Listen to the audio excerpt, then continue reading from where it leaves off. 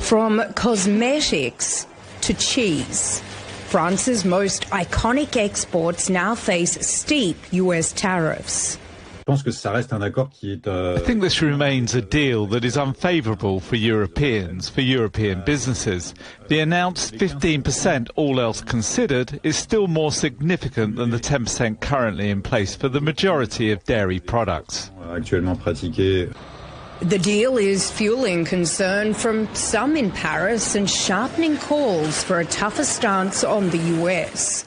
French Prime Minister Francois Bayrou called the deal a dark day for the bloc, saying that the alliance has resigned itself to submission.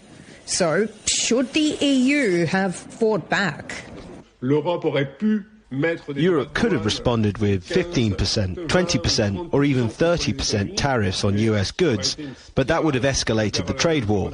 Instead, Europe chose not to. However, it must become more active in high-growth sectors like digital tech, space and defence. Analysts say producers now have to navigate between two options. Either pass on the 15% tariff to American consumers, meaning products will cost 15% more, which could reduce demand, or lower prices by cutting their margins.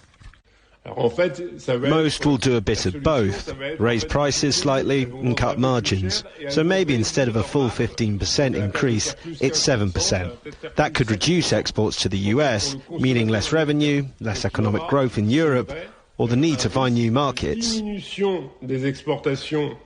But there are some wins in the EU-U.S. trade framework. Zero tariffs on strategically significant EU exports, including aircraft parts, selected chemicals, semiconductor equipment, and agricultural products such as cork used in wine bottles. So certainly for some EU exports, but not all.